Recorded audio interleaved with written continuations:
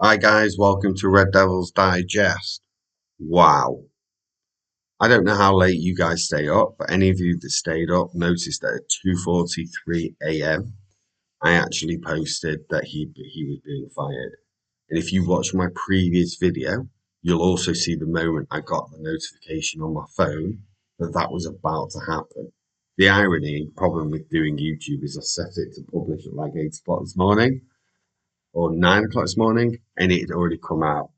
But all I'm noticing, if I'm being honest, and I've looked at Sky and BBC, and a lot of them are actually just reporting what happened is is wrong, you know, and actually what the importance of it. So all I thought I'd do is every YouTuber in the world has is now covered this story. Yeah, that's fine. That's what they do. As a very small YouTuber, I thought I'd take a few minutes to actually explain why it's happened, what's it happened, actually where the issue lies. So if you stay with me, I'm going to try and do it in 5, 6 minutes. If you can, thank you for everyone that's like subscribed in the past few days. I really appreciate that. Like I say, I'm just glad I'm not one with loads of sources, but the source that I had on this time was 100% correct. So I like that. If and we'll have a look at that together. Well, we don't name sources, but we'll have a look at it together. I think I've got a dog that's about to bark. Okay. So what I find crazy is of all the problems with Ruben Amorim, he had a 38% win record. Ollie had 53, Eric Ten Hag had 53. I think the highest is Mourinho since Ferguson. He had the lowest win record as a United manager. That is not why he lost the job. He, when he took over the job, when he was offered the job, there was a split. There was a split between, and I explained a lot of this in my last. I explained a lot of this in my last. If you look at my last three videos, 3 videos ago, I did a full video of who was the favourite for the United job, and I got a lot of comments saying, "Oh, well, we're not firing him." And then I followed it up saying there was a divide coming, and the divide was way before the Daily Mail or anyone announced it. And then I followed up again last night saying there was a meeting at 10, and then I got a notification, and you can actually see me look on my phone. And at that point, I already knew, but the video was already out, that Jim Ratcliffe was doing a further meeting at 8 a.m., and that would be the final decision. What went down is Omar Barada wanted Ruben Amorim. Jason Wilcox and Dan Ashworth didn't. This argument has happened halfway through last year, if you remember, when Dan Ashworth left. The reason Dan Ashworth left United was because he didn't believe in the Amorim system. He didn't believe he was good for the club. Not him as a person, this isn't a personal attack. And the writing was on the wall. They sided with Amorim. Jason Wilcox, back in August of 24, also didn't, before Ten Hag left. I don't know whether he wanted to stick with Ten Hag. Did not feel Amorim was right. He didn't feel it worked in the Premier League. He didn't feel it would work. And he has obviously been proven correct. The club statement actually says here, if we read in front of us, Ruben was appointed November 24, led the team to the Europa League final in Bilbao with Manchester United finishing sixth in the Premier League. The club leadership has reluctantly made the decision this is the right time to make a change. This will give the best opportunity of the highest possible Premier League finish. The club would like to thank Ruben Amorim, blah, blah, blah, blah. Darren Fletcher will take charge against Burnley. Okay? Basically, in a nutshell, Ruben Amorim won the first war with Darren Fletcher. Ruben Amorim and Barada. If you imagine a split, Barada and Amorim, they won the first war. Jason Wilcox won the second. Well, what's the saying? Ruben Amorim and Omar Barada won the battle. Jason Wilcox won the war. The problem I see in this is the fact he was not fired for having the lowest win ratio in 10 years at United, because that's the reason.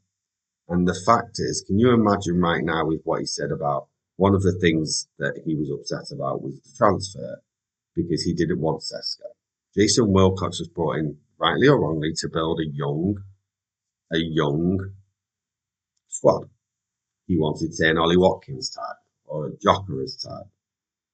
Can you imagine being Benjamin Sesko coming in and probably knowing the manager wasn't there? And I would imagine that is part of the problem with the Kobe Mainoo situation. Now, why I don't think this is Amorim's fault is it's his fault. If United come out and say, I'm firing you because your win record is 38%. At Man United, that is not good enough. You lose your job.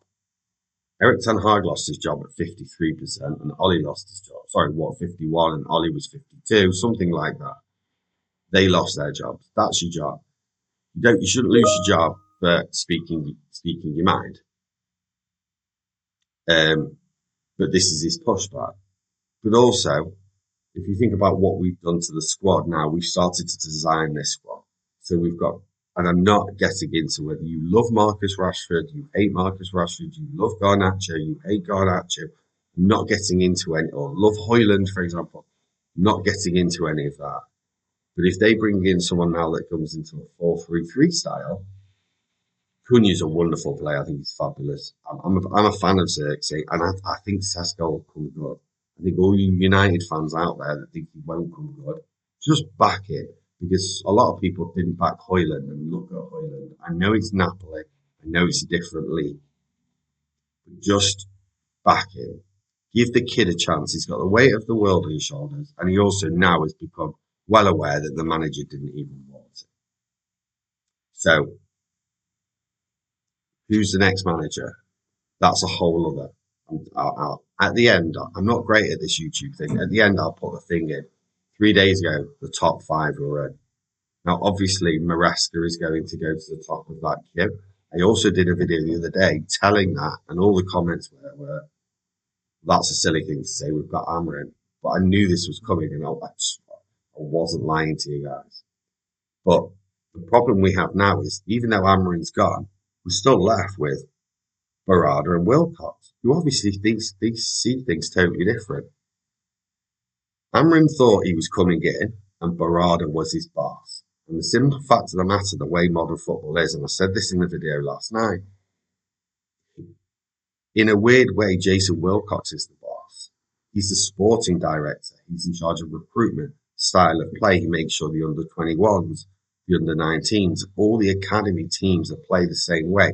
So if they ever need to step into a first team, they can step into a first team.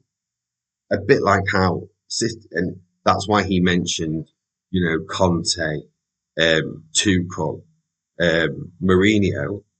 But if you look at those, I know Conte and Napoli are totally different, but if you look at Conte, Mourinho, and even Tuchel in their most recent jobs, it hasn't worked because Tuchel at Bayern Munich wanted to be the manager. Bayern Munich wanted a coach. They've now got Vincent Kompany, who's their coach, and they're winning everything.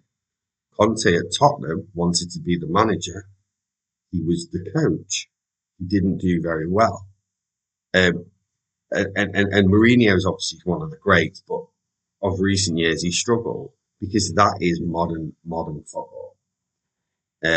So in a nutshell, in the 8-9 minutes I've been recording, guys, that's the actual story. What Sky and Talk, some of the stuff I've heard on TalkSport, he's been fired because he's spoken up, and this goes back so long. And actually, if you look at Dan Ashworth's history of football, what he's done in England and in Newcastle and Brighton, we might have lost more than just Ruben Amorim today, because Dan Ashworth, we lost because they chose Amorim and Barada over Dan Ashworth. So long term, do you know what I mean? We might struggle more. Now, I think we'll bounce back against Burnley. I wonder whether we'll play a 4-3-3. I wonder whether all of a sudden Mason Mount, Bruno Fernandes, Kobe Mainoo, they all come in and it's just like glory football, a bit like when Carrick came in. I'll do a video probably tomorrow. Tomorrow's my birthday, so you could all wish me happy birthday. That'd be nice. Get some subscribers for my birthday. That'd be cool. I will do a preview and the manager's bookies favourites. All right, guys. See you later.